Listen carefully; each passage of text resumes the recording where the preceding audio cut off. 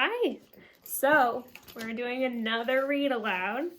This is the book, What Do You Do with a Tail Like This? And this is written by Steve Jenkins and Robin Page. This is a really good book. So, we're going to go ahead and get started with it. Animals use their noses, ears, tails, eyes, mouths, and feet in very different ways. See if you can guess which animal each part belongs to and how it is used. At the back of the book, you can find out more about these animals. So here we have a fish and his big old eye.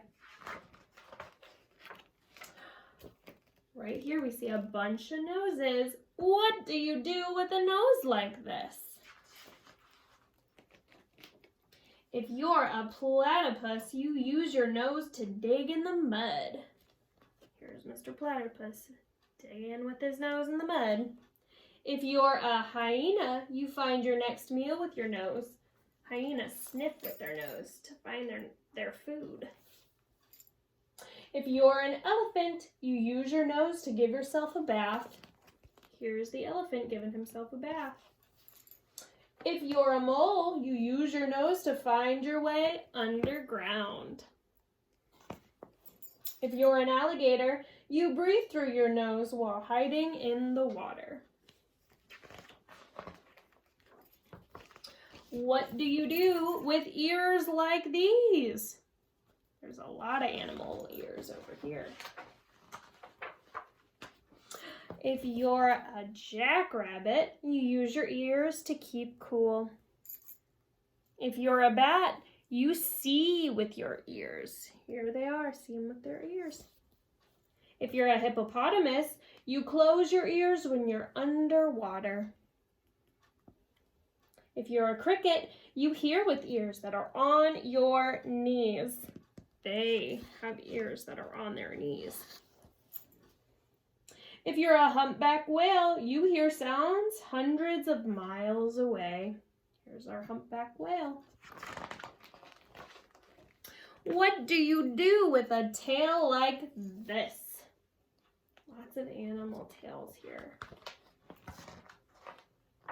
And if you're reading this with an actual class, you would go by and say, well, which tails do we see? Do we know what tail this animal has? But right now, it's just me, so we're just gonna keep going. If you're a giraffe, you brush off pesky flies with your tail. There he is with his tail, getting rid of the insects. If you're a skunk, you lift your tail to warn that a stinky spray is on its way. If you're a lizard, you break off your tail to get away. That's true, lizards can do that. If you're a scorpion, your tail can give a nasty sting. Right there, it's real pointy. If you're a monkey, you hang from a tree by your tail. What do you do with eyes like these? If you're an eagle, you spot tiny animals from high in the air. If you're a chameleon, you look two ways at once. Here he is looking two ways at once. He's a funky looking dude. If you're a four-eyed fish, you look above and below the water at the same time. If you're a horned lizard, you squirt blood out of your eyes. That's pretty nasty. If you're a bush baby, you use your large eyes to see clearly at night.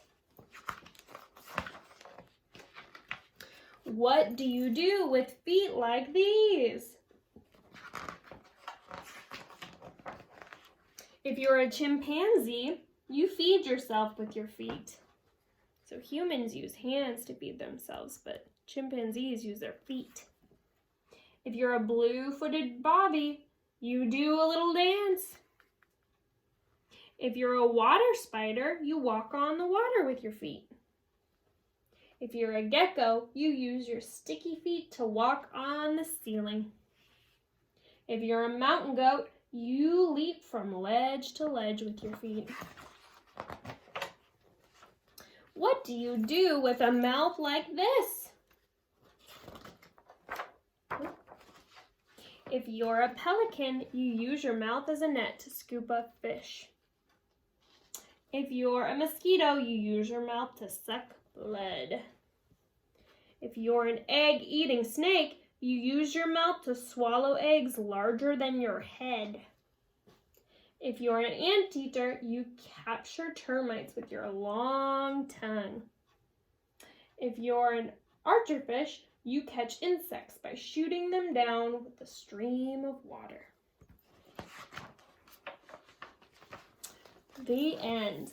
So for this book, our activity that would go along with this is a little different.